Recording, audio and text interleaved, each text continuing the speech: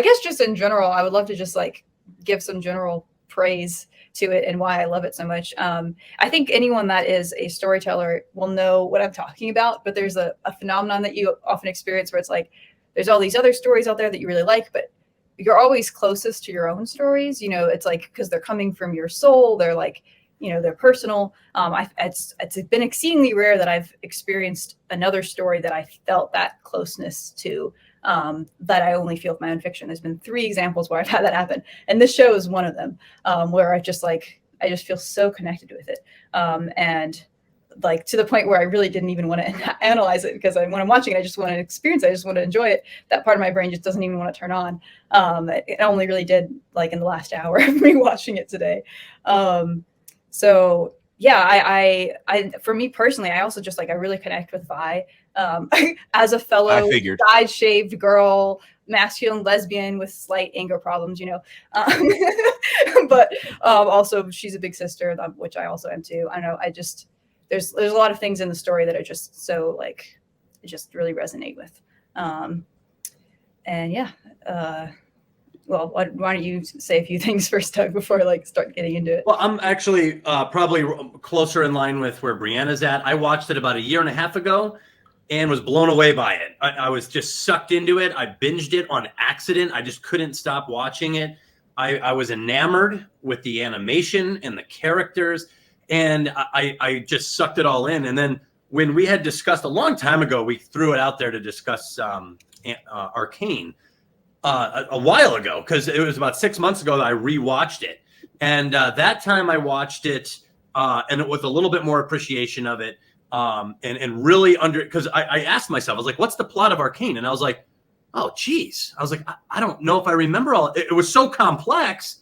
I was like, it's silly for me to try to remember it all. So I rewatched it and liked it, and then we hadn't done a stream on it until now. So I rewatched it again over the last couple of days. In fact, over the last week, I watched about 2 episodes a night, really took some notes, and just absolutely admired everything about this show. In fact, it's one of the few shows that for me is a 10 out of 10 in just about every category I could think of to add a metric to. The animation, the dialogue, the writing, the character development, the character arcs, the music. Not only I'm a huge guy for music scores. I have a huge collection of soundtrack music. I love it. I write with it.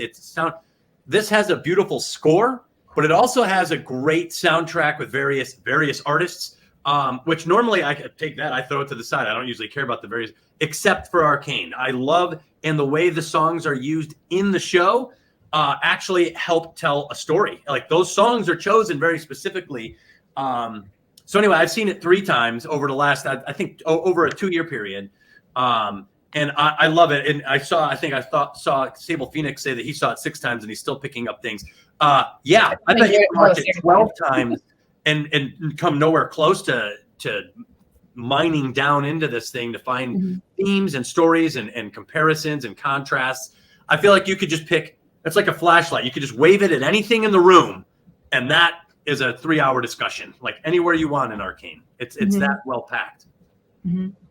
Yeah, some of the history behind it is interesting, because I was watching like behind the scenes stuff, and it was definitely one of those things that it was an iterative process, because I think when they first started working on the show, it was not working. Like the story was not working, and the people that were originally leading it there. So like within the League of Legends company, there are people that wanted to do like a show. I'll get back to that in a second, because there's some interesting history there too. And so they started leading it, and they're like, okay, this is like we're a little out of our depth. So they actually brought in some professional, story consultants, screenwriter type people from Hollywood that then came in. I think it was one main woman that came in, and I think there might've been several others that then came and just like made it, so much more in depth. But on the note of music, so I got to share this backstory to people that don't know it. There's a reason why Imagine Dragons does the theme song, and why they I don't know if you guys noticed, but they show up at one point. You see the Imagine. Oh my God! It's actually an in-universe song. Yeah, exactly. Yeah, like a music video in that world. So the reason for that is, of course, League of Legends is a game. And for the longest time, that's all they were. Well, not of course. I didn't know.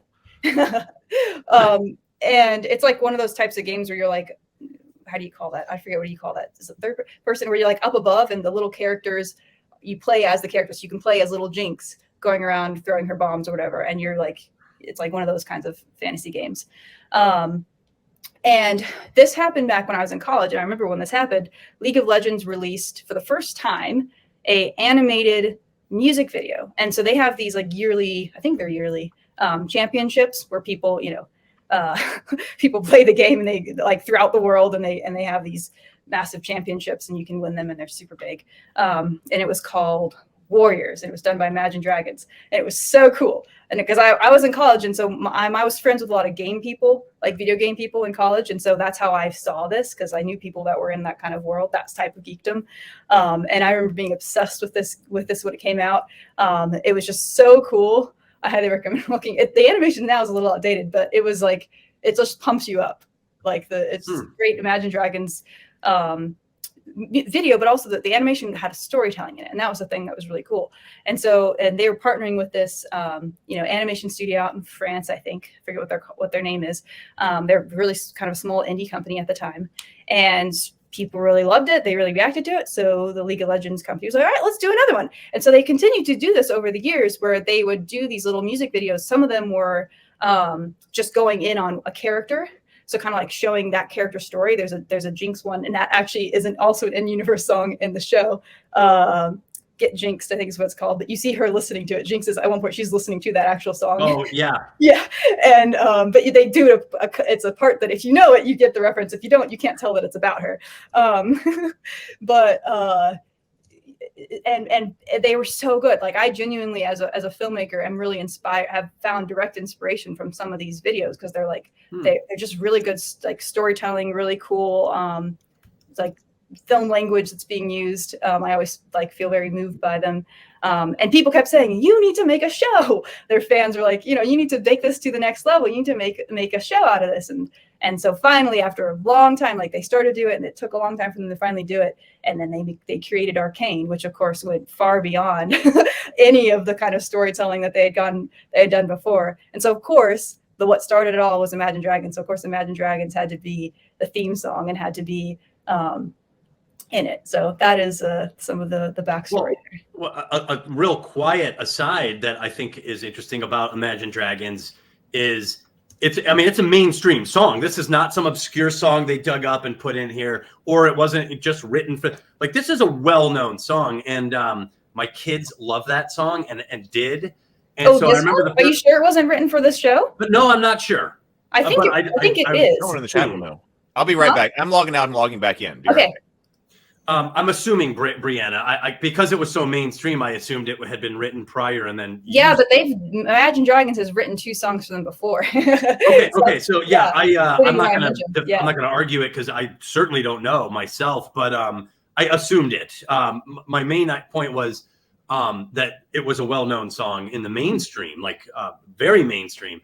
Yeah, and my son, who I think he was 10 when we watched it the first time. He was like, "Oh man, this show has Imagine Dragons!" Like he was so into it when he heard the Imagine. And he and I sat down and watched the whole thing. So it's one of the few shows that I sat down and watched all of. I think Cobra Kai and Arcane that I watched all the episodes of my oldest son anyway. And Cobra Kai is another one with really good storytelling and good, But I think Arcane is better and better decisively. Is everything working now, Heath? Yeah, I was just trying to get a better connection, so I think I'm okay as long as you see me. Yeah, that was what Steve was saying was the other thing I was going to say. Yeah, they have their own, so they now have their own music studio. Interesting. In so they're game company, and now they're storytelling. So like they still partner. That's the same animation studio from all those years ago that they hired to do Arcane, which is now grown. And then they have their own. They're like officially a music production company too, because all that music is It's amazing when you have a great story at the core, how many boats rise with that, like Star Wars with ILM and Skywalker sound, like all this stuff comes together and it all seems to elevate. It's one of those rare cases. I think of it like, for a storyteller, you have this idea and you're running. And of course, this was multiple writers, but it's like the storytellers are running out there and they're racing and they're going, and you look to your left and you got your animators right there with you. You got your musicians, right?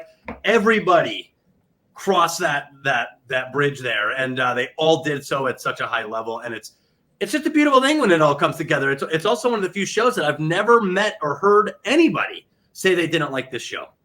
Yes. How rare is that today? I'll go, and now I want to come back to that note when it comes to diversity too. But let's come back to that later. Wait, oh damn it, there was something you said that just triggered a thought, and I don't remember what it was. What it's like? Oh, I was gonna say one of the other things that this show basically accomplishes is that, you know, like I said, in the League of Legends game, you just have these little, like, you play as all these different characters. Like, all the main characters, all the major characters in this story, in this show, are characters you can play in the game. And it's basically like their backstories as a kind of functionally what this became. Like, how did this person become this? And one of the moments that's really cool, if you're a little bit aware of that world, is like that moment when Jace and Vi are fighting together, when they go back to back and you have the circle around them, and she's got her big, you know, punching things, and he's got his axe. They have just become the video game versions of themselves, is what happened in the moment. Like, they're dressed the way they are, and they have the weapons that they have. And so that's kind of like a cool moment. Of course, you know, Powder becoming Jinx is that, of course, too. Like, how, because none of that's explained. It's just these characters. Like, okay, how does this person become this, you know, crazy, chaotic character? Like, what causes someone to become that?